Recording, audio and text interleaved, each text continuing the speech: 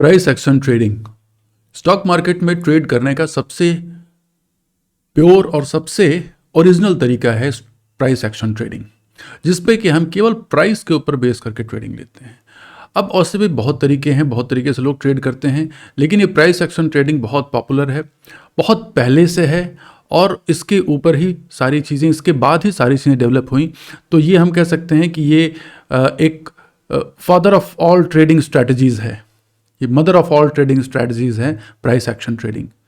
ठीक है, तो आज की वीडियो में हम ये बात करेंगे कि प्राइस एक्शन ट्रेडिंग है क्या, किस तरीके से प्राइस एक्शन ट्रेडिंग की जाती है और इसको हम किस तरीके से समझ सकते हैं जिससे कि हमें ट्रेडिंग में एक एडवांटेज मिले, एक एज मिले। दोस्तों, मैं अनिल राय आपका अपने वीडियो चैनल मैक्स वेल्थ में स्वागत करता हूं, यूट्यूब चैनल में। और आज हम बात करेंगे प्राइस एक्शन ट्रेडिंग के ऊपर। तो आइए देखते हैं कि प्राइस एक्शन ट्रेडिंग जो है वो है क्या। देखिए, प्राइस एक्शन ट्रेडिंग जो है वो एक आर्ट है, एक साइंस है। आर्ट एंड साइंस हमने दोनों चीज़ें हम यूज़ करते हैं, क्योंकि एक केवल ये प्योर साइंस नहीं है। साइंस, प्योर साइंस का मतलब कि जिसमें केवल एक डेटा और के कुछ मैथमेटिकल कैलकुलेशंस या फिर कुछ फार्मूलाज के बेस पे हम एक डिसीजन ले सकते हैं, ऐसा नहीं है। और एक प्योरली आर्ट भी नहीं है जहाँ पे कि हम केवल एक स्किल के बेस पे ही केवल काम कर लें। इसमें साइंस और आर्ट दोनों की ज़रूरत पड़ती है। इसमें एनालिसिस भी करना पड़ता है और अपनी एक उसमें एक आर्ट भी चाहिए, एक स्किल भी चाहिए। ये आर्ट और स्किल किस चीज़ की है? Buying and selling of stocks. Obviously हमको भाई पैसे बनाने हैं स्टॉक मार्केट में ट्रेड करके, तो हमें सेलिंग कर या बाइंग करनी होगी स्टॉक या स्टॉक से रिलेटेड इंस्ट्रूमेंट्स की। जैसे कि हम कह सकते हैं आपका फ्यूचर्स हो गए, ऑप्शंस हो गए, करेंसीज हो गई, कमोडिटीज ट्रेडिंग हो गई। तो ये सारी की सारी जो मार्केट में जो चीज़ें ट्रेड होती हैं उनकी बेसिस पे। अच्छा, इनका बेसिस क्या है? Behaviour of price. तो प्राइस एक्शन ट्रेडिंग जो है वो आर्ट एंड साइंस है स्टॉक बाइंग एंड सेलिंग करने का, on the basis of price के खुद के बिहेवियर पे। मार्केट में प्राइस कैसे बिहेव कर रहा है तो उसको हम समझते हैं। देखिए, ध्यान से अगर हम देखें तो प्राइस एक्शन ट्रेडिंग जो है वो एक बहुत ही यूनिक तरीका है ट्रेड करने का, क्योंकि प्राइस रिफ्लेक्ट करता है psychology of the market participants. Market में जो भी बायर और सेलर्स हैं उनकी साइकोलॉजी पे डिपेंड करता है और उनके इमोशंस को वो हम समझते हुए ट्रेड लेते हैं। इसी टेक्निक्स को प्राइस एक्शन ट्रेडिंग कहा जाता है। अब हम प्राइस एक्शन ट्रेडिंग की बात क्यों करें? क्यों प्राइस एक्शन ट्रेडिंग भैया? जब हमें इंडिकेटर से काम चल रहा है तो प्राइस एक्शन के लिए क्यों हेडेक लेना? इसके पीछे देखिए रीजन है। हम यहाँ ये नहीं कहते कि इंडिकेटर सिस्टम गलत है या प्राइस एक्शन नहीं कंफर्म है। प्राइस एक्शन हमने जैसा कहा कि ये सबसे प्योर और ओरिजिनल तरीका है ट्रेडिंग करने का। देखिए, इंडिकेटर्स इंडिकेट प्राइस कंफर्म्स। तो जितने भी इंडिकेटर बने हैं वो सब के सब प्राइस को फॉलो करते हैं। Price leads, indicators follow. दूसरा वर्जन आप कह सकते हैं स्टेटमेंट का कि इंडिकेटर्स इंडिकेट प्राइस कंफर्म्स। दूसरा इसका वर्जन है कि प्राइस लीड्स, इंडिकेटर्स फॉलो। तो एक तो इंडिकेटर्स फॉलो जब करते हैं प्राइस को तो ऑब्वियसली इससे स्लो होंगे, इसलिए मैक्सिमम जो इंडिकेटर्स होते हैं वो लैगिंग होते हैं। और देखिए, लीडिंग इंडिकेटर कोई नहीं होता। मैं आपको बता दूं, नाम लिया जाता है कि हाँ ये लीडिंग इंडिकेटर है, लेकिन ऐसा कोई इंडिकेटर नहीं है जो प्राइस को प्रिडिक्ट कर सके। प्राइस को प्रिडिक्ट केवल और केवल प्राइस खुद कर सकता है, इसके अलावा कोई इंडिकेटर नहीं बना है। नाम ही इंडिकेटर, आप ध्यान से देखो ना, इंडिकेटर यानी वो इशारा करता है। इंडिकेटर का काम ही है इशारा करना। कंफर्मेशन केवल प्राइस से आती है। इंडिकेटर में क्या होता है कि ऐसा नहीं कि देखिए आप एमएससीडी ने कह दिया कि हाँ बाय कर लो, एमएससीडी सिग्नल में बाय सेल जनरेट कर दिया, बाय सिग्नल, या फिर आरएसआई के बेस पे आपने देख लिया कि हाँ आरएसआई ने बाय सिग्नल जनरेट कर दिया, स्टॉकेस्टिक्स ने क्रॉसओवर दे दिया, या फिर दूसरे आप एमएससीडी या मूविंग एवरेज में देखें, मूविंग एवरेज में आपको दिख रहा है कि हाँ भैया ये क्रॉसओवर हो गया, गोल्डन क्रॉसओवर हो गया, या जो भी आप जो भी समझते हो। बट वहां पर प्रॉब्लम यह है कि वो तब तक उस पर आप ट्रेड नहीं ले सकते जब तक कि उसको प्राइस कंफर्म ना करे। आप देखो, कई बार जब तक गोल्डन क्रॉसओवर होता है या मूविंग एवरेज क्रॉसओवर होता है तब तक प्राइस बहुत आगे निकल जाती है, और जब आप वहां पे एंटर करते हो ट्रेड में तब तक वहां से आप देखते हो कि अक्सर आपने देखा होगा ये बात, ये अक्सर होती है कि जब मूविंग एवरेज क्रॉसओवर सेल जिस दिन क्रॉसओवर होता है तब तक प्राइस काफी आगे निकल चुकी होती है, और जैसे ही आप ट्रेड में एंट्री लेते हो वहां से प्रॉफिट बुकिंग शुरू हो जाती है। तो ये सबसे बड़ी प्रॉब्लम है इंडिकेटर बेस्ड ट्रेडिंग की। तो भैया कंफर्मेशन जिससे आता है, तो हम क्यों ना ओरिजिनल चीज को पकड़ें? प्राइस ओरिजिनल चीज है प्राइस, तो हम प्राइस को पकड़ेंगे, जिससे कि हम जिस दिन ये प्राइस समझ लेंगे हमें किसी इंडिकेटर की जरूरत नहीं पड़ेगी। जो इतना बड़ा मकड़ी का जाला बना के रखते हैं ना स्क्रीन के ऊपर में, आप लोगों ने देखा होगा, बहुत लोग मकड़ी का जाला बनाकर इतने 10 इंडिकेटर लगा देंगे, मकड़ी का जाला बन जाएगा वो, और फिर बाद में उसी मकड़ी के जाले में वो खुद उलझ के फंस जाते हैं और अल्टीमेटली लॉस हो जाता है।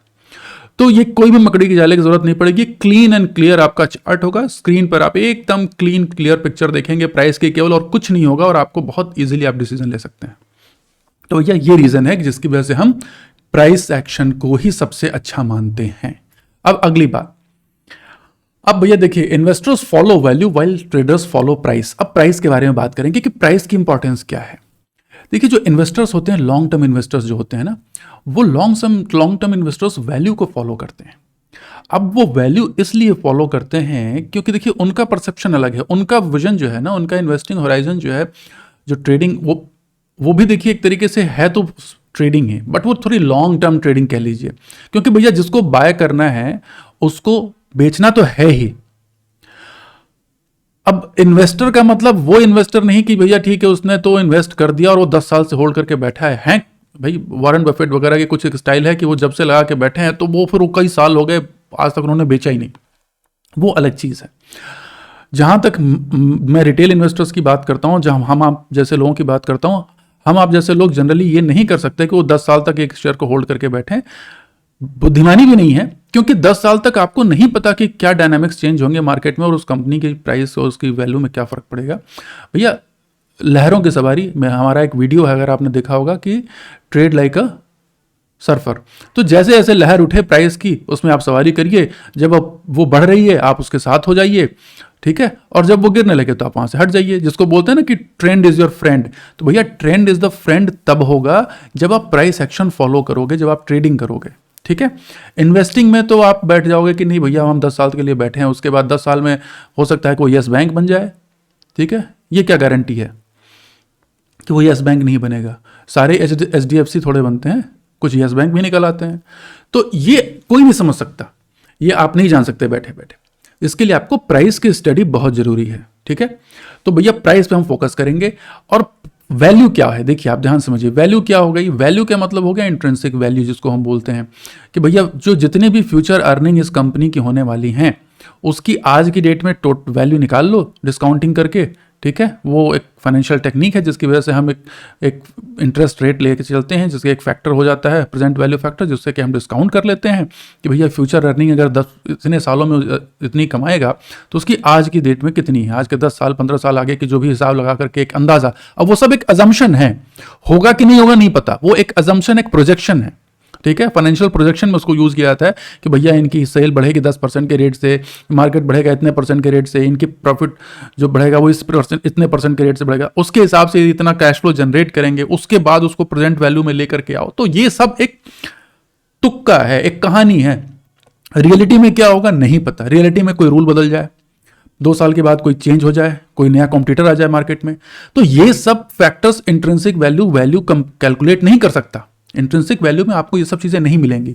इसलिए वैल्यू इन्वेस्टिंग जो है, अब मैं नहीं कहूंगा कि खत्म हो गई, लेकिन वैल्यू इन्वेस्टिंग से अब आज की डेट में आप उतना ज्यादा प्रॉफिट नहीं कमा सकते हैं, ठीक है। वॉरेन बफेट सर की बात हर कोई नहीं कह सकता, हर कोई वॉरेन बफेट नहीं बन सकता। वो एक जमाना भी था, वो भी बता दूं मैं, वो एक टाइम था।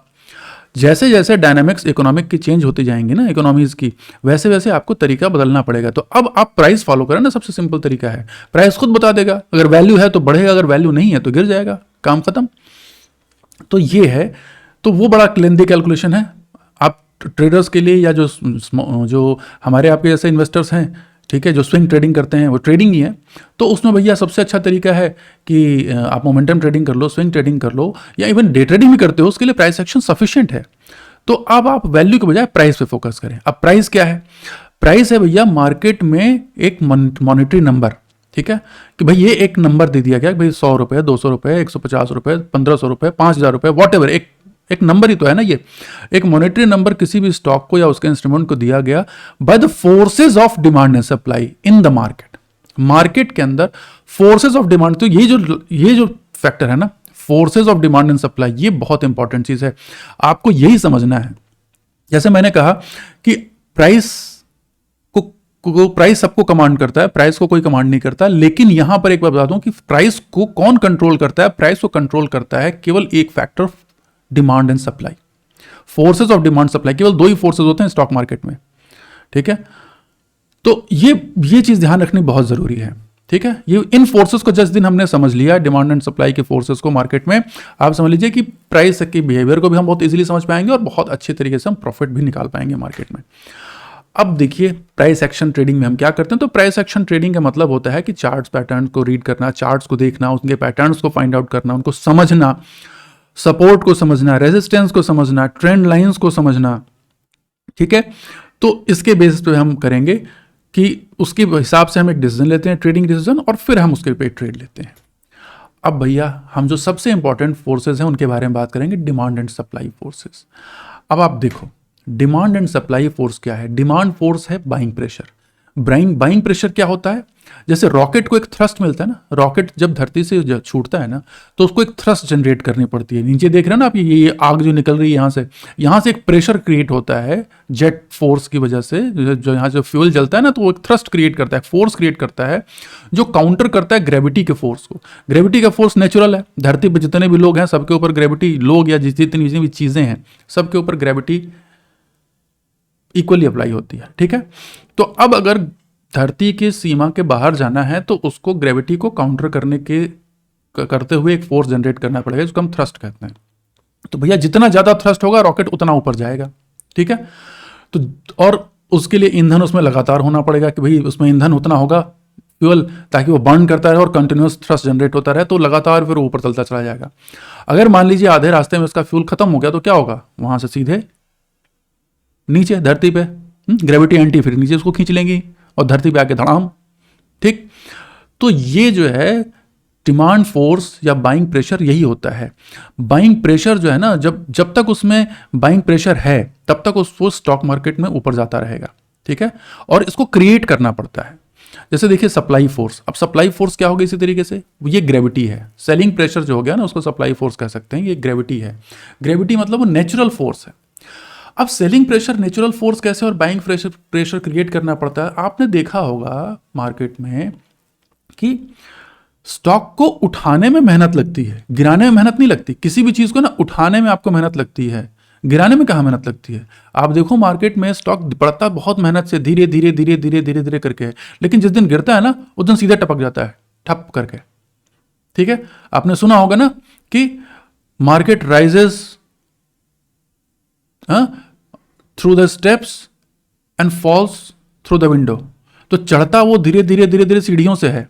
ठीक है, स्टेयर से चढ़ता है बाजार, लेकिन जब कूदना होता है ना सीधे छत से कूद जाता है, खिड़की से नीचे कूद जाता है धड़ाम करके।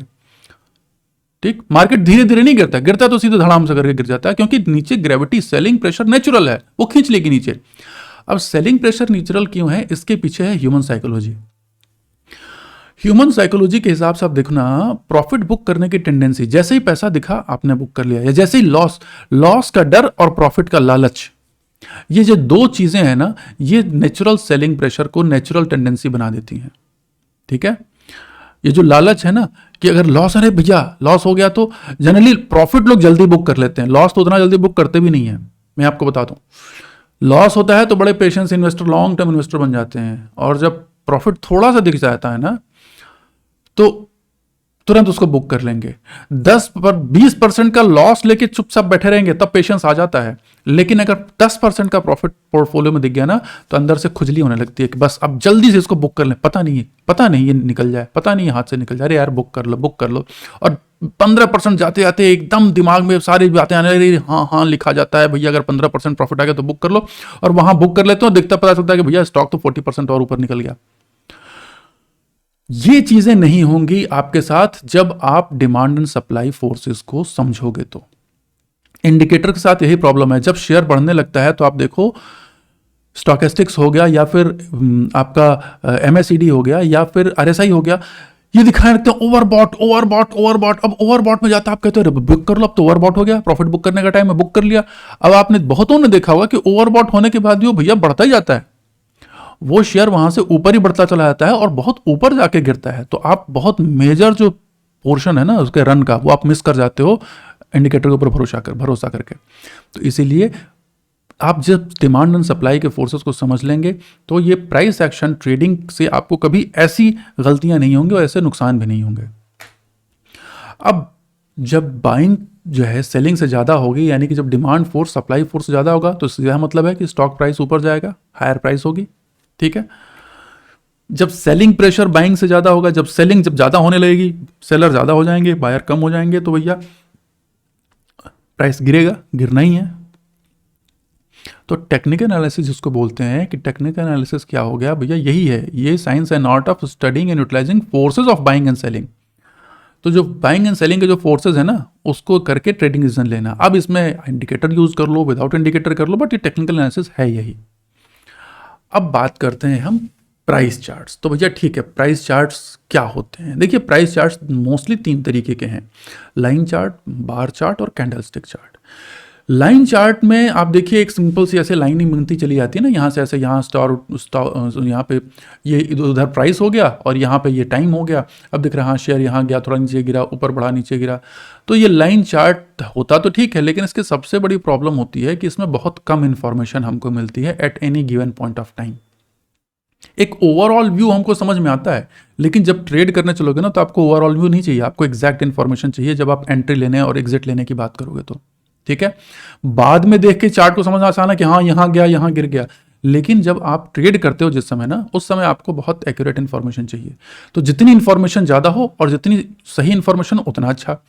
तो लाइन चार्ट में प्रॉब्लम यह है कि इसमें ना तो आपको ओपन का पता रहता है at any given point of time, ना ही आपको हाई का पता होता है, ना लो का पता, केवल ये क्लोज की बात करता है कि हाँ किसी भी पॉइंट पे ये यहाँ पे क्लोज हुआ, बस इतनी बात करता है। तो ये ट्रेडिंग पॉइंट ऑफ व्यू से उतना यूजफुल नहीं है। बार चार्ट, बार चार्ट में देखिए, मैं नहीं कहता कि ये बेकार है, ठीक है, होगा, कई लोग इसको भी यूज करते होंगे, लेकिन मैं अपनी बात करता हूँ और मेरे सभी जितने भी दुनिया के जो अच्छे ट्रेडर्स हैं वो क्या बात करते हैं, मैं उसे वही बात आपको कह रहा हूँ। अब बार चार्ट, बार चार्ट में देखिए ओपन भी मिलता है, क्लोज भी मिलता है, हाई भी मिलता है, लो मिलता है। ऐसे एक सिंपल सी बार होती है जिसमें लेफ्ट की जो ऐसी डंडी बनी होती है ये ओपन है, राइट की तरफ जो ये हैंडल जैसा निकला रहता है ये क्लोज है। अब इसमें प्रॉब्लम यह है कि इसमें ओपन हमेशा लेफ्ट होगा, क्लोज हमेशा राइट होगा, चाहे वो ये ग्रीन कैंडल हो या रेड कैंडल। मैंने ये ब्लू कैंडल यहाँ रखी है, बट ये ग्रीन कैंडल भी हो सकती है और रेड कैंडल हो। ठीक है, अब ये रेड कैंडल में भी ओपन है, बट यहाँ ऊपर हो गया और क्लोज नीचे हो गया, भाई यहाँ खुला और यहाँ गिर गया, ठीक है, तो रेड कैंडल बन गई। और यहाँ पे नीचे हुआ तो ऊपर चली गई, तो रेड बार बन गया। इसको बार बोलेंगे, कैंडल नहीं बोलेंगे, ये बार हो गया।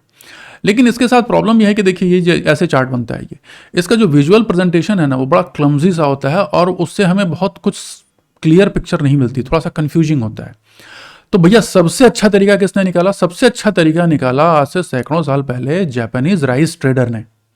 जो जापानीज राइस ट्रेडर्स थे वो चावल की ट्रेडिंग करते थे, जापान में बड़ी राइस की ट्रेडिंग होती थी, और वो जापानीज लोग बड़े थोड़े से टेक्निकल माइंड के होते भी हैं। उन्होंने बहुत एक यूनिक तरीका निकाला, कैंडल स्टिक चार्ट, जिसमें उन्होंने कैंडल बनाई और उसमें जैसे मोमबत्ती होती है ना, उसमें ऊपर की तरफ ये विक होती है जो जलती है, और पूरी कैंडल की बॉडी होती है, बस उन्होंने नीचे एक पूंछ भी ऐड कर दी।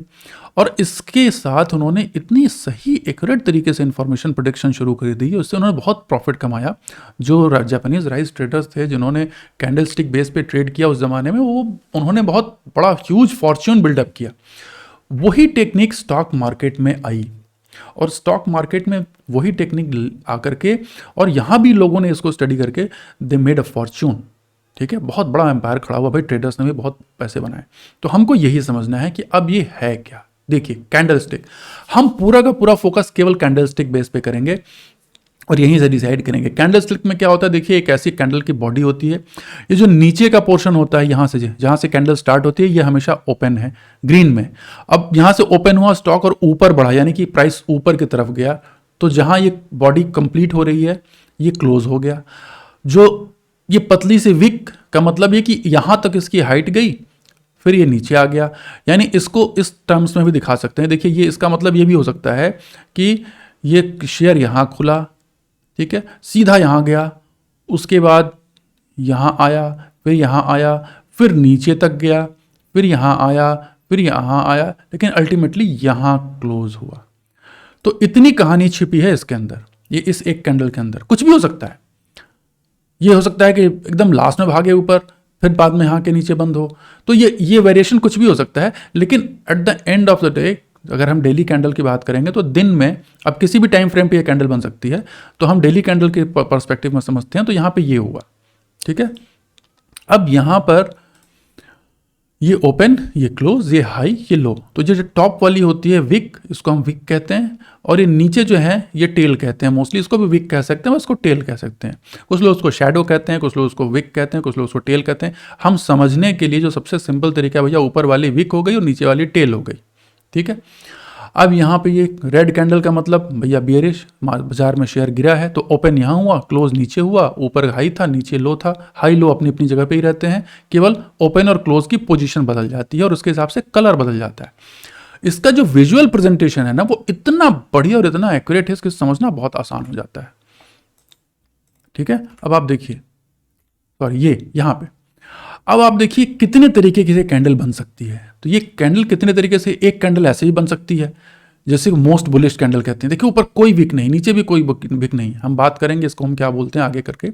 इस तरीके से एक कैंडल बन सकती है, ठीक है। इसको मोस्ट बुलिश कैंडल कहते हैं। अब दूसरी कैंडल ऐसे ही बन सकती है कि भैया ऊपर कुछ हुआ ही नहीं, ठीक है। और यहां पर एक चीज देखिए, अब इसको हमें समझना क्या है यहां पे। अब ऊपर की जो विक होती है वो हमें बताती है सेलिंग प्रेशर, ठीक है। अगर मैं एक स्लाइड पहले आ जाऊं तो ये बताता हूं। मैं अगर इसकी बात करूं तो इसको जरा हम समझ लेते हैं कि ये है क्या। ऊपर की जो विक होती है ये है सेलिंग प्रेशर, ठीक है, यानी कि सप्लाई फोर्स, ठीक है, सेलिंग फोर्स। और ये है डिमांड फोर्स। नीचे की जो विक होती है डिमांड फोर्स को जनरेट करते हैं, यानी कि सेलर्स ने प्राइस को गिरा के यहां तो ले आए, लेकिन बायर्स यहां पे स्टेप इन किए और ये यहां पे आ गए, तो ये बाइंग फोर्स है, ठीक है। ये बाइंग फोर्स है, ये सेलिंग फोर्स है। और बीच की जो बॉडी हो गई वो ये बताती है कि अल्टीमेटली विन किसने किया, ठीक है। ये फाइनल डिसीजन, ये विन, यहां बोलते हैं ना विनर कौन है ये। तो अगर ग्रीन है इसका मतलब विनर कौन हुए, बायर्स। और यहां पर अगेन ये सेलिंग फोर्स, ये बाइंग फोर्स, और ये बीच के जो रेड कैंडल बनने का मतलब विनर कौन हुए, सेलर्स ने विन किया, ठीक है। तो ये स्ट्रगल मार्केट में जो फोर्सेस का जो स्ट्रगल होता है ना आपस में इनकी, इस स्ट्रगल की कहानी को ये बताता है और ये समझना हमारे लिए बहुत जरूरी है। यहीं से हमको समझ में आता है कि हाँ मार्केट में हो क्या रहा है, ठीक है। तो ये बाइंग फोर्स, सेलिंग फोर्स और ये विनिंग सिचुएशन सेलर्स की, ये समझनी बहुत ज़रूरी है। यहाँ से हमको सारी की सारी पोजीशन समझ में आती है कि हाँ भाई, ये इससे हमको ये बात निकल के आती है कि हाँ अब हमको क्या डिसीजन लेना है, उसी हिसाब से हम डिसीजन लेते हैं। अब देखिए मैं इसको यहाँ से एक बार उसको क्लीन कर दूँ। नेक्स्ट स्लाइड पर हम आते हैं, ठीक है। नेक्स्ट स्लाइड की हम बात कर रहे थे। देखिए ये जो है मोस्ट बुलिश, इसमें कोई सेलिंग प्रेशर ऊपर भी नहीं, नीचे से बस यहाँ पे स्टॉक खुला और ये सीधा बायर्स बाय करते चले गए। मतलब इस कैंडल का मतलब है कि जिस रेट पे सेलर ने जो रेट बोला कि भैया हमको ये रेट चाहिए, उस रेट पर बायर्स ने बाय किया, यानी कि मोस्ट बुलिश। बायर्स यहाँ एकदम क्लियरली डोमिनेंट रहे, थोड़े भी पीछे नहीं हटे। अब यहाँ देखिए, यहाँ पर क्या हुआ, शेयर खुला तो यहाँ पे, लेकिन उसके बाद सेलिंग आई और गिर के यहाँ तक गया। उसके बाद बायर्स ने कमर कसी और वो बाय करते चले गए, सीधा बाय करते करते करते करते ऊपर लेके गए और ये ओपन के ऊपर ले जाके यहाँ क्लोज किया। तो विनर कौन हुआ, क्लियर विनर बायर्स, ठीक है। ये नॉर्मल बुलिश कैंडल है कि भैया यहाँ ओपन हुई, नीचे गिरी, बायर्स ने बाय किया, हाई यहाँ गया, वहाँ सेलर ने सेल किया, बीच में सेटल हुआ मामला, यहाँ पे कहीं जाके सेटल हुआ। तो भी मेजॉरिटी विनिंग किसकी रही, ये मेजॉरिटी विनिंग रही जिसको हम बुल्स बोलते हैं। अब मैं आपको एक बड़ी यूनिक बात बता दूं, ये पहले पूरा कर दूं फिर बताता हूं। फिर यहां पर आप देखिए ओपन यहां हुआ, नीचे गिरा, फिर नीचे से बाइंग फोर्स आई, खींच के ऊपर तक ले गई, फिर वहां से सेलिंग फोर्स आया, यहां पे सेटल हुआ मैटर। तो एकदम बीचों बीच। तो ये क्या हुआ, देखो आप, ऊपर के वीक जितनी, नीचे की वीक उतनी, यानी कि सेलिंग प्रेशर और बाइंग प्रेशर बराबर है। तो ये न्यूट्रल बुलिश है, इसको हम ये नहीं कह सकते कि बुलिश है, न्यूट्रल बुलिश है। और ये देखिए यहां खुला, खींच के यहां गया और सेलर्स ने उसको ये दबा के नीचे लाके यहां क्लोज किया। तो भैया यहां पे ग्रीन कैंडल बनी तो जरूर है, ठीक है, बन तो ग्रीन गई क्योंकि अपने ओपन से ऊपर क्लोज हुई, लेकिन मेजर जो यहां पे फोर्स रहा, आप खुद समझ सकते हैं मेजर फोर्स किसका रहा, सेलर्स का रहा। अब मैं आपको एक बात बड़ी इंपॉर्टेंट बताना चाहूंगा यहाँ पे कि इसमें मैं एक बार बार शब्द यूज कर रहा हूं फोर्स, ठीक है। कई लोग कहते हैं कि भाई आप बोलिए बायर्स एंड सेलर्स, ठीक है। कई लोग buyers and sellers word use करते हैं। मैं स्पेशली आपको कहूंगा कि जब भी आप कैंडलस्टिक चार्ट को एनालाइज करें तो आप बायर्स और सेलर्स के पर्सपेक्टिव्स के व्यू से न देखें, आप बाइंग एंड सेलिंग प्रेशर के रूप में देखें। आप बोलेंगे भैया इसमें डिफरेंस क्या है? बाइंग एंड सेलिंग प्रेशर, ठीक है। इसमें सेलिंग, इसमें बात एक ही है, कहेंगे तो एक ही बात है, आपने नाक घुमा के पकड़ी है, इन्होंने नाक सीधी पकड़ ली, नहीं। इसमें आप समझना, ये एक साइकोलॉजिकल पॉइंट ऑफ व्यू से ये बात मैं बोल रहा हूं कि बायर्स और सेलर्स और बाइंग और सेलिंग प्रेशर में डिफरेंस कहां पे है। होता क्या है, जब आप मार्केट में, जैसे आपने यहां एंट्री ले ली ना, कहीं भी आपने यहां एंट्री ले ली, तो जब ये शेयर ऊपर भागता है यहां पे, तो आप इसमें बने रहते हैं। जब ये शेयर नीचे आने, तो आपके दिमाग में क्या होता है ना कि बायर, मैं भी बायर हो गया हूं। और जब आप यहां पे बायर एंड सेलर का मतलब आप समझते हैं कि दो अलग अलग इंडिविजुअल, आप उसको आइडेंटिटी, जब हम बायर सेलर बोलते हैं ना, तो हम आइडेंटिटी से उसको रिलेट कर लेते हैं। हम किसी एक आइडेंटिटी से, बायर एंड सेलर का मतलब जिसको पर्सोनिफिकेशन, हमने उसको पर्सनाइज कर दिया, ठीक है। हमने उसको पर्सोनिफिकेशन, एक रूप दे दिया, आइडेंटिटी दे दी कि अच्छा बायर्स ये लोग होंगे, सेलर्स ये लोग होंगे। तो हम कहते हैं अरे भैया बाय तो हो रहा है, ये सेल कौन कर रहा है यार, बढ़ने दो इसको, क्यों गिरा रहे हो इसको। अचानक से आप देखो बढ़ते बढ़ते जब शेयर गिरने लगता है तो आपको लगता है अरे यार अभी तो मैंने बाय किया था, कौन है बेवकूफ जो बेच रहा है, थोड़ा और ऊपर बढ़ जाए फिर उसको बेचो, ठीक है। आपके दिमाग में हमेशा लगेगा कि दो लोग फाइट कर रहे हैं, नहीं। बाजार में यही सबसे बड़ी समझने वाली बात है, बाजार में दो लोग फाइट नहीं कर रहे हैं, बाजार में दो इमोशन, बाजार में मेजर जो फाइट है वो दो इमोशन के बीच में है, ठीक है, टू साइकोलॉजीज के बीच में है।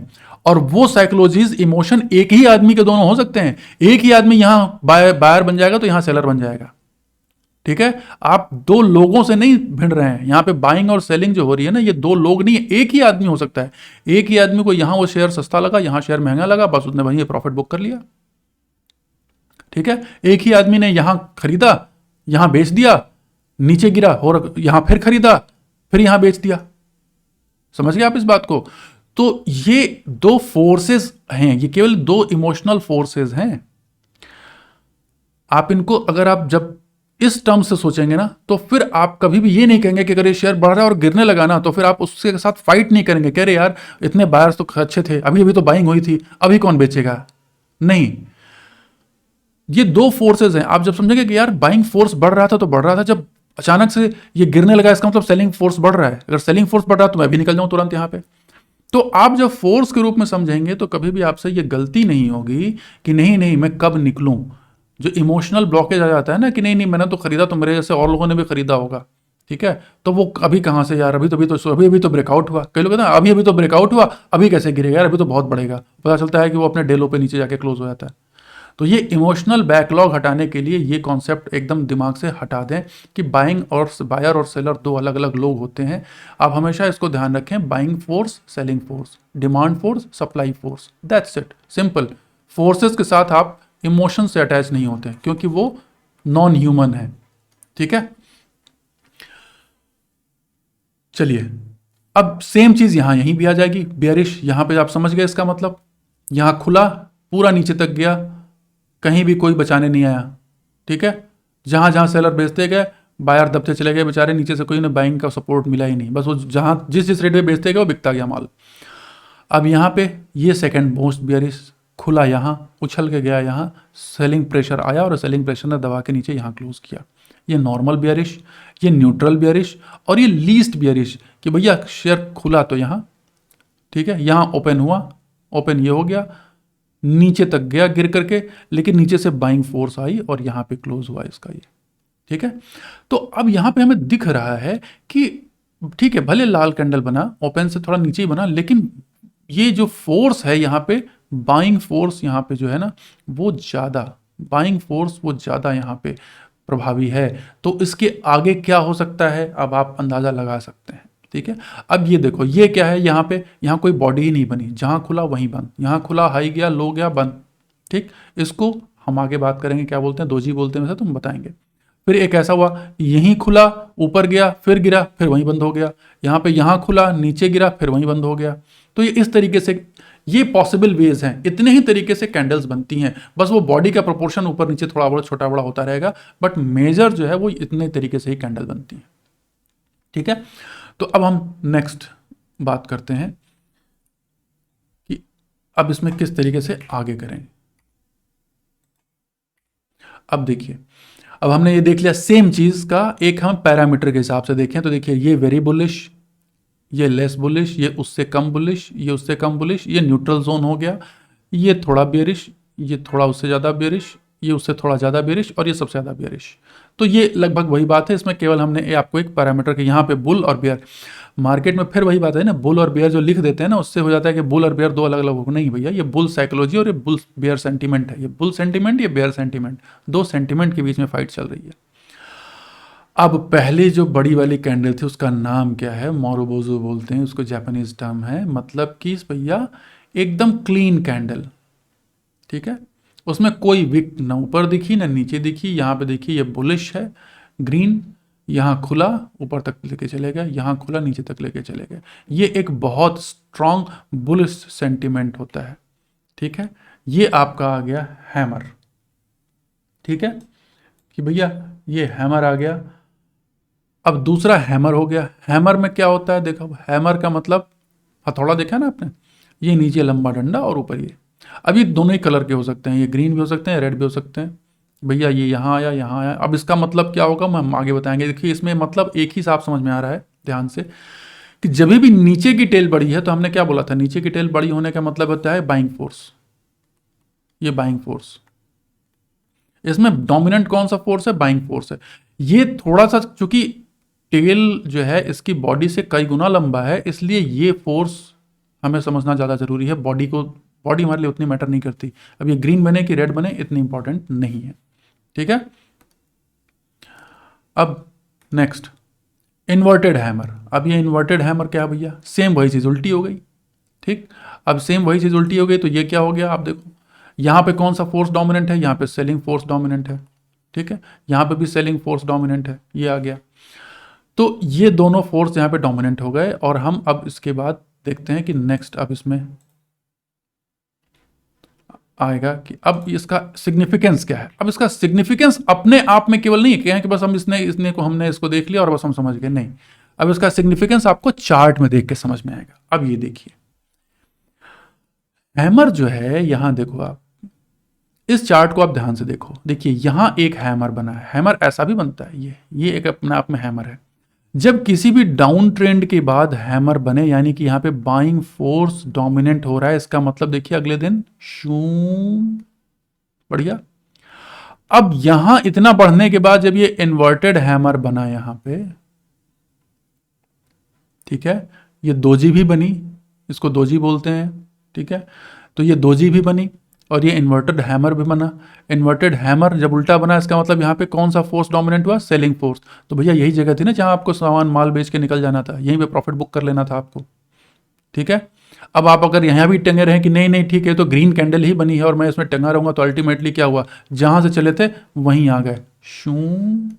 तो पेपर पे प्रॉफिट दिखा, पेपर पे प्रॉफिट कम हो गया, ये तो बच गया, वरना नीचे भी जा सकता था। ठीक, अब यहां देखिए, यहां फिर वही काम हुआ, यहां से फिर बाइंग फोर्स प्रभावी हुई, फिर बाइंग फोर्स डोमिनेंट हुई, उसका नतीजा फिर ये बढ़ा, फिर यहाँ एक हैमर बना, इस रास्ते में भी थोड़ा सा गिरा, यहाँ से प्रॉफिट बुकिंग आई, फिर एक बाइंग फोर्स बीच में आ गया, यानी बायर्स का सपोर्ट मिला। ठीक है, यहाँ ऊपर गया। ठीक, अब यहाँ देखिए, यहाँ फिर सेलिंग फोर्स दिख रहा है, उल्टा हैमर यहाँ पे। और ये भी एक होता है जब बहुत बढ़ने के बाद ऐसा भी बने ना, तो इसको बोलते हैं हैंगिंग मैन। हैंगिंग मैन यानी लटका हुआ आदमी, ये सिर है, ये पैर है, लटका हुआ है। जब किसी भी अप ट्रेंड के बाद आपको ऐसी कोई कैंडल दिखे तो आपको इससे सतर्क हो जाना है, स्पेशली जब लाल कैंडल बने उसके बाद। ठीक है, तो यहाँ पे भैया सबसे अच्छा ही निकल, और इसने तो कंफर्म कर ही दिया कि यहाँ पे सेलर्स डोमिनेंट है। और यहाँ देखिए इतनी बड़ी कैंडल, लगभग एक मोरोबोजो ही है, ऊपर कोई विक नहीं है, नीचे सीधा सीधा आई, तो ये बड़ी बड़ी कैंडल बने तो वैसे सतर्क हो जाना है कि भैया जब बड़ी कैंडल रेड बनी है इतने बड़े रन के बाद, तो आपको यहीं निकल जाना है, आपको इसका वेट ही नहीं करना है। ठीक है, तो ये एग्जाम्पल्स हैं जिससे कि हम इनकी रेलिवेंस समझते हैं। इनकी रेलिवेंस हमेशा टॉप और बॉटम में आपको समझ में आएगी। बीच में अगर ये कहीं बनते हैं तो उनकी बहुत कोई, जैसे यहाँ बना, अब यहाँ बनी ये कैंडल, आप कह सकते थे कि हाँ एक बार आप प्रॉफिट बुक कर ले, देखिए उसके अगले दिन हुआ भी। यहाँ पर ये सेलिंग फोर्स अब आया, देखो आप यहाँ पे सेलिंग फोर्स आया, अगर आप यहाँ पे प्रॉफिट बुक कर जाते तो कोई आपको नुकसान नहीं है, क्योंकि अगले दिन प्राइस आपको यहाँ मिली।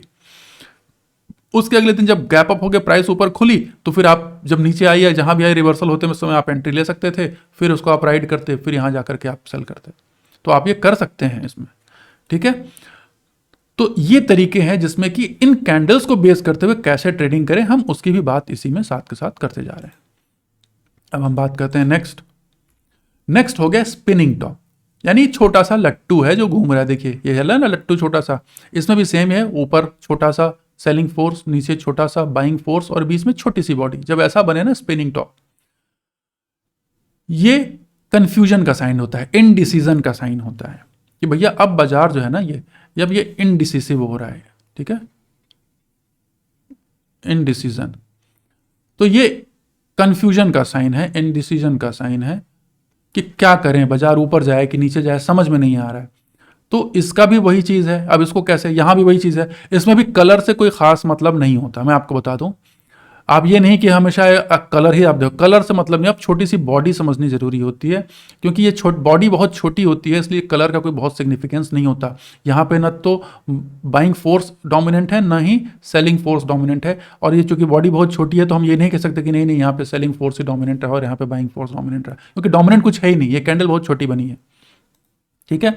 तो ये इसमें अब आप देखते हैं हम किस तरीके से इसमें हम इसको यूज करते हैं। ये देखिए यहाँ पे जब भी किसी, यहां भी सेम वही चीज है, किसी भी रन के बाद हम इसको काउंट करेंगे कि भैया जब रन हुआ तो उसमें क्या हुआ। देखो जब ये बहुत दिनों से शेयर गिरता आ रहा है, गिरता आ रहा है, गिरता आ रहा है, गिरता आ रहा है, तो आप यहां देखिए, यहां छोटा सा एक स्पिनिंग टॉप बना, एक इतने बड़े गिरावट के बाद ये चैनल में गिरता आ रहा है। यहां जब बना तो ये अब जगह थी कि हाँ अब यहां पे इसका मतलब जो मार्केट है वो कंफ्यूज हो रहा है कि अभी किधर जाए, नीचे जाए कि ऊपर जाए, नीचे जाए कि ऊपर जाए, तो उसको समझ में नहीं आ रहा है। तो अब आप उसको तैयार हो जाइए इस चीज़ को समझते हुए कि आपको क्या करना है। अगले दिन फिर मार्केट गिरा, लेकिन फिर यहाँ से कैंडल बढ़ी, फिर एक कलर अलग, लेकिन फिर एक देखिए स्पिनिंग टॉप बना, एक स्पिनिंग टॉप, दो स्पिनिंग टॉप, यानी मार्केट डबल कंफ्यूज हो गया कि नीचे जाएं कि नहीं जाएं, ऊपर जाएं कि नहीं जाएं। तो जब ट्रेंड क्या था, इसको कैसे एनालाइज करेंगे, ट्रेंड था गिरने का, और गिरने के ट्रेंड के बाद जब मार्केट कंफ्यूज हो रहा है कि क्या करें, इसका मतलब वो नीचे नहीं जा पा रहा है। इसका मतलब अब ये कंफ्यूजन किस चीज की है कि ये ट्रेंड कंटिन्यू रहेगा कि नहीं रहेगा, इसकी कंफ्यूजन है ये। और उसके बाद क्या हुआ, उसके बाद नतीजा ये हुआ कि अब मार्केट ने अपना डायरेक्शन चेंज कर दिया, सीधा ऊपर। अब देखो भैया यहां बढ़ने के बाद फिर मार्केट यहां कंफ्यूज हुआ, ठीक है, फिर यहां कंफ्यूज हुआ कि अब क्या करें, ठीक है, कि भैया अब करें क्या, हम अब ऊपर जाएं कि नहीं जाएं, ऊपर जाएं कि नहीं जाएं, हम बहुत ऊपर आ गए हैं। तो क्या हुआ, यहां पे अगले दिन से मार्केट गिरना शुरू, ठीक है। तो ये तरीका है इस कैंडल को यूज करने का। अब नेक्स्ट कैंडल की बात करेंगे हम, ठीक, एक सेकेंड, नेक्स्ट कैंडल में नेक्स्ट हमारी क्या है, दोजी। ये देखिए ये बहुत स्ट्रांग, ये जितने पैटर्न्स आप देख रहे हैं ना कैंडल्स, ये बड़ी स्ट्रांग कैंडल्स हैं, चाहे वो मारुबोजू हो या हैमर हो, इन्वर्टेड हैमर हो, स्पिनिंग टॉप हो और दोजी, ये बड़े प्रोमिनेंट कैंडल्स हैं। ये 5-6 तरीके की जो बेसिक हैं, 5-6 तरीके ग्रीन और वाइट, तो 10-12 कैंडल्स जो हैं, केवल आप इनको समझ लेंगे तो आपको और इसमें बहुत चीज़ें जानने की ज़रूरत नहीं है। इस कॉन्टेक्स्ट से ही आप मार्केट से बहुत अच्छे तरीके से प्रॉफिट बना सकते हैं। अब ये दोजी का मतलब क्या है, तो दोजी बोलते हैं जापानीज वर्ड है जिसका मतलब तलवार, ठीक है। ये तलवार जैसा दिख रहा है ना, यहाँ पे हाथ पकड़ो तो ऊपर ये लंबा सा डंडा, अब ये उल्टी तलवार हो गई जिसको। और ये है रिक्शा मैन दोजी। वहाँ पे रिक्शे जब चलते थे ना उस जमाने में, तो वो ऐसे होते थे, बीच में बैठने की जगह आगे पीछे इस तरीके से, तो ये जो है इसको रिक्शा मैन दोजी बोलते थे। ये रिक्शा मैन दोजी का मतलब ये भी कंफ्यूजन है, ये भी इनडिसीजन ही है, लेकिन ये एकदम क्लियर इनडिसीजन का साइन है। यहां पर इनडिसीजन है, जहां खुला वहीं बंद हो गया, लेकिन डोमिनेंट फोर्स कौन सा है, डोमिनेंट फोर्स है यहां पे बाइंग फोर्स, यहां पे सेलिंग फोर्स। यहाँ पर डोमिनेंट फोर्स है सेलिंग फोर्स और यहाँ पर है बाइंग फोर्स। तो यहाँ से शेयर गया, ओपन यहाँ हुआ, इस केस में नीचे तक गिरा ड्रैगन फ्लाई दोजी, इसलिए ये बुलिश इंडिकेटर है, ये बुलिश इंडिकेटर है और ये बेयरिश, ठीक है, और ये न्यूट्रल,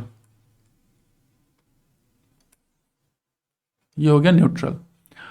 तो ये यहां पे बाइंग फोर्स डोमिनेंट है, यहां पे सेलिंग फोर्स डोमिनेंट है। तो ये ग्रेव स्टोन दोजी जो होती है ये भैया खतरे का इंडिकेटर है। Dragon fly doji, dragon fly होता है ना जो उड़ता है, तो देखिए बस ये लंबी सी टेल होती है, ये हेड होता है, ये पंख हो गए, और यहाँ पे भैया ग्रेव स्टोन दोजी हो गई। तो जो ग्रेव के ऊपर जो स्टोन लगा होता है जनरली ऐसे ही लगा जाता है प्लस के साइन में, जिसमें ऊपर से बड़ा सा लंबा सा रहता है। तो भाई वो नाम इसलिए रखा गया ग्रेव स्टोन दोजी, यानी कि वो सब अंत आने वाला है, इस रन का अंत आने वाला है, ठीक है। तो आप लोग सतर्क हो जाएं।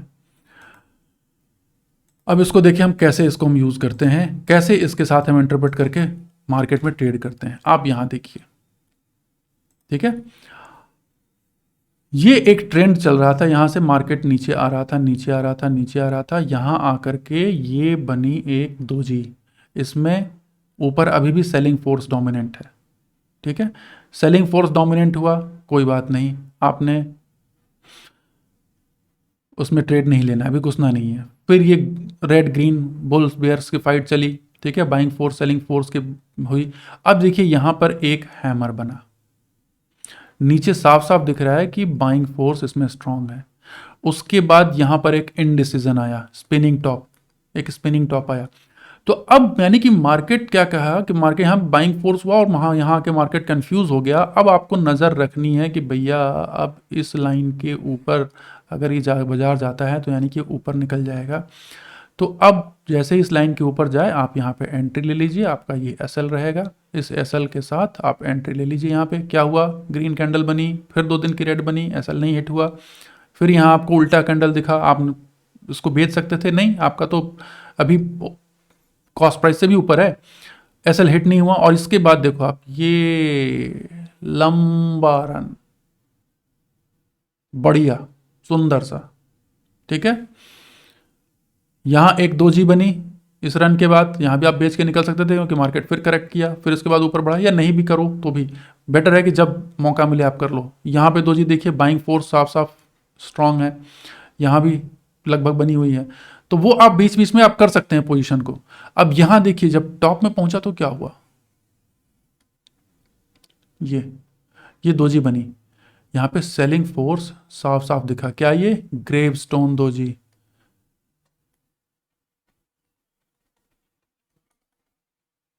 ग्रेव स्टोन दोजी ये वाली, ठीक है, ग्रेव स्टोन दोजी बनी और उसके बाद क्या हुआ, धड़ाम बाजार।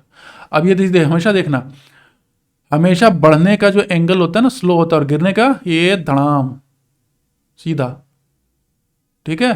तो जो हम बात करते हैं ना, गिरता है बाजार तो बहुत तेजी से गिरता है, उठता है तो धीरे धीरे धीरे धीरे धीरे धीरे उठता है, ठीक है। तो यही चीज है, यही चीज को हमको जो जाननी है कि भैया इसको बेनिफिट करके हम कैसे इसमें ट्रेड ले सकते हैं। चलिए, तो ये दोजी से हमने फायदा उठाया। अब आएगी नेक्स्ट हमारी जो पैटर्न हो गई, अभी तक तो हम इंडिविजुअल कैंडल की बात कर रहे थे, अब 2 कैंडल से मिलकर भी कुछ पैटर्न बनता है जिसको हम बोलते हैं इनगल्फिंग। इनगल्फिंग मतलब ढक लेना, ठीक है।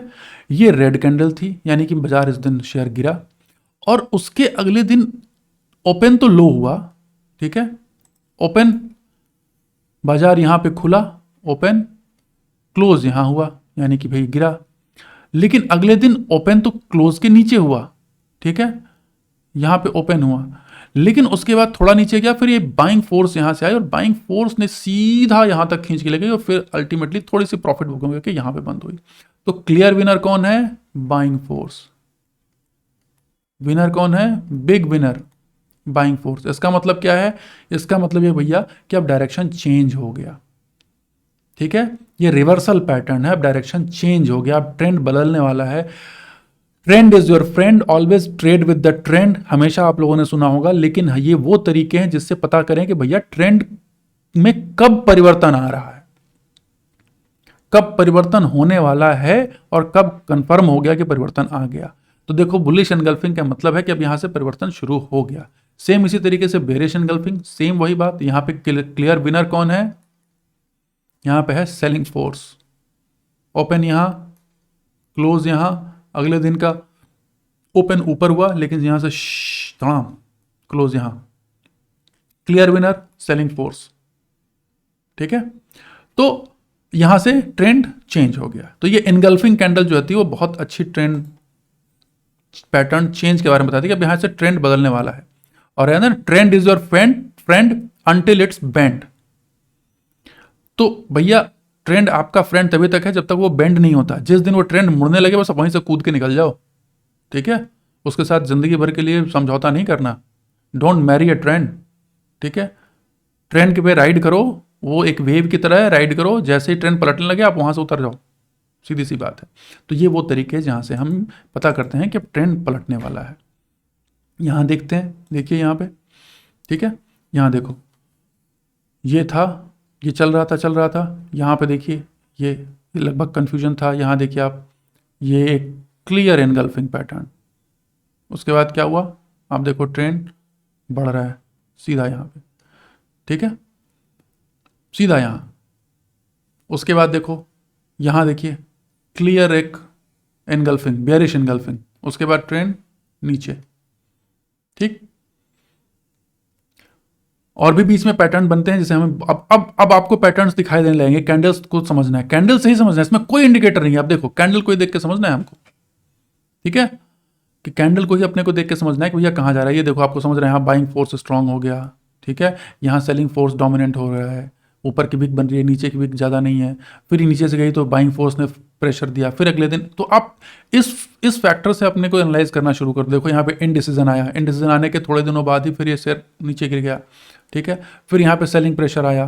ठीक है, उसके बाद फिर यहाँ ऊपर बना, फिर यहाँ देखो ये बाइंग फोर्स यहाँ पे दिख रहा है। कलर से मतलब नहीं है, आप देखो यहाँ से बाइंग फोर्स दिखने लगा कि यहाँ नीचे गिरने के बाद बाइंग फोर्स पुल नीचे से जोर मार रहा है, फिर ऊपर से सेलिंग फोर्स भी जोर मार रहा है, लेकिन अगले दिन कंफर्म। तो इसके ऊपर आपने ट्रेड ले लिया। उसके बाद ये नीचे यहाँ गया, यहाँ फिर दोजी बनी। ठीक है, दोजिंग बनी में यहाँ पे सेलिंग फोर्स साफ साफ दिख रहा है कि भैया सेलिंग फोर्स डोमिनेटेड है। तो सेलिंग फोर्स डोमिनेट है तो फिर ये सीधे नीचे आया। ठीक है, फिर यहाँ पे बाइंग फोर्स यहाँ पे दिखनी शुरू हुई, फिर इस पे ऊपर गया। तो ये आपको ना ये मूवमेंट दिखने लगेंगे अब।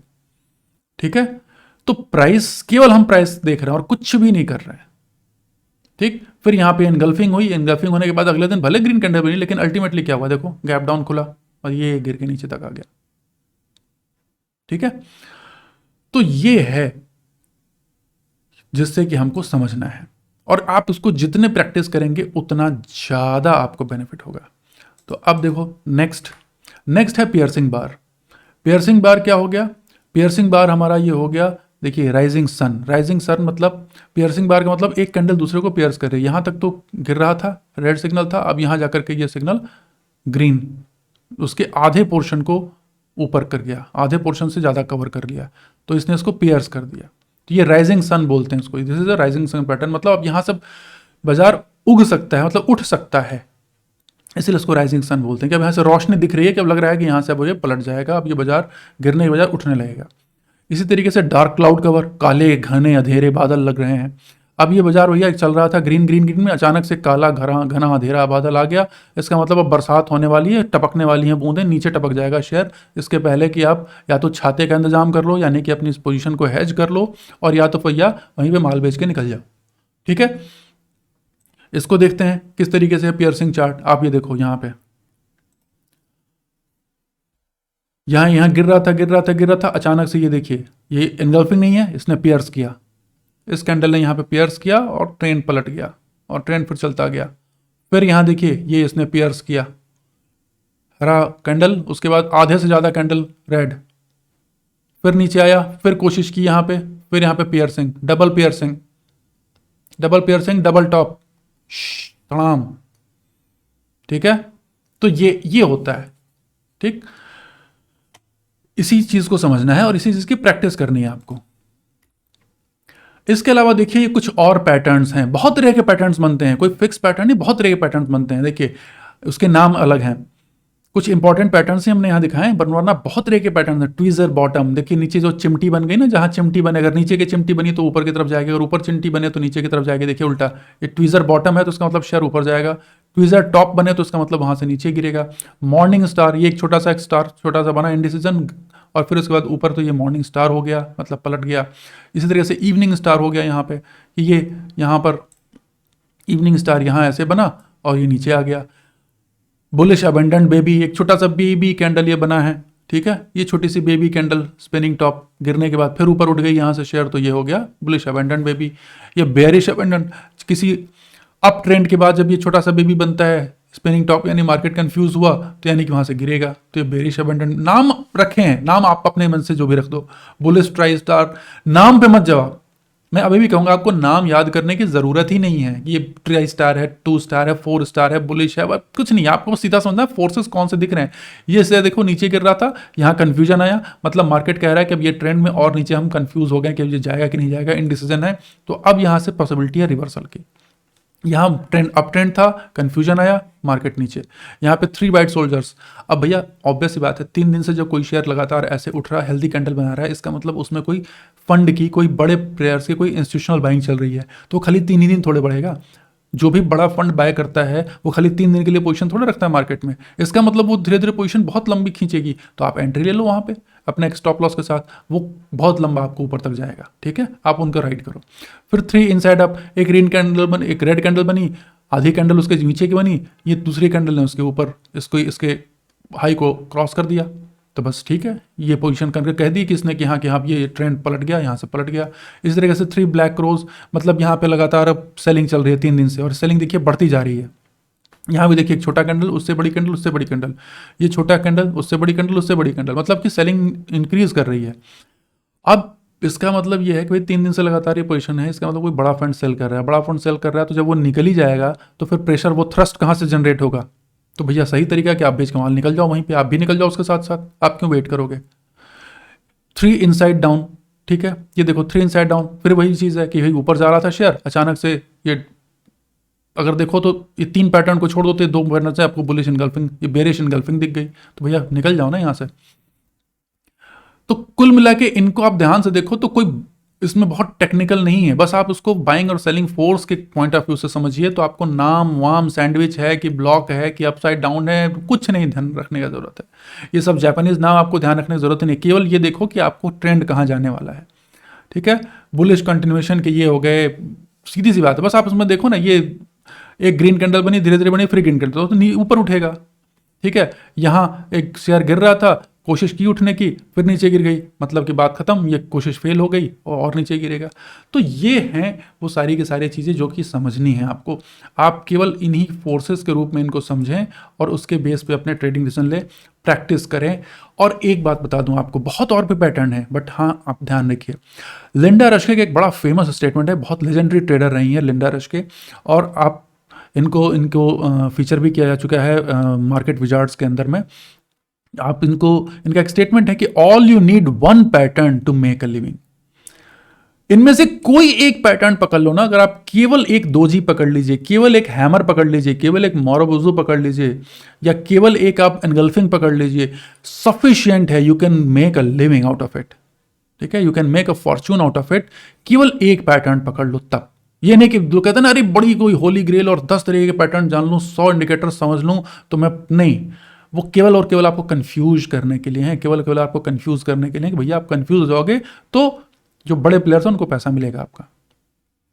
और दूसरा बड़ा अच्छा स्टेटमेंट है, ब्रूसली का बड़ा फेमस स्टेटमेंट है, आप लोगों ने भी डेफिनेटली सुना होगा, I fear not the man who has practice 10,000 kicks once, but I fear the man who has practised 1 kick 10,000 times. Clear सी बात है, आप जितनी प्रैक्टिस करोगे, जितना ज्यादा प्रैक्टिस करोगे अपने एक विजन के ऊपर में, वो आपको उतना ही ज्यादा एडवांटेज देगा। तो मित्रों, इसी के साथ मैं वीडियो समाप्त करता हूं। इसमें आगे के सीरीज में हम लेके आएंगे कि किस तरीके से ट्रेंड लाइन करते हैं, किस तरीके से support and resistance find out करेंगे। आज का वीडियो वैसे ही बहुत लंबा हो गया और इसमें हम ज़्यादा बातें और कवर नहीं कर सकते हैं, तो अगर आपको वीडियो अच्छा लगे तो उसको ज़रूर लाइक, सब्सक्राइब और शेयर करें, और अगर आपको इससे थोड़ी भी लर्निंग आपकी इंप्रूव हुई है तो ज़रूर और ज़रूर इसको शेयर करें, सब्सक्राइब करें। आने वाले वीडियोस को आप ज़रूर और भी देखें ताकि आपको इन्फॉर्मेशन मिलती रहे। और अगर आपको इसमें और भी कुछ चीज़ें कुछ जाननी है तो इसमें आप कमेंट कर सकते हैं, कमेंट करके पूछ भी सकते हैं। आप हमसे कनेक्ट भी हो सकते हैं, ट्विटर पे हमारा हैंडल है, वहाँ पे आप कनेक्ट कर सकते हैं, और हमें फॉलो तो ज़रूर ही करिए वहाँ पे, आपको वहाँ और भी चीज़ें मिलती रहेंगी, जानकारियाँ। तब तक के लिए बहुत बहुत धन्यवाद। Happy trading, have a very nice and healthy life.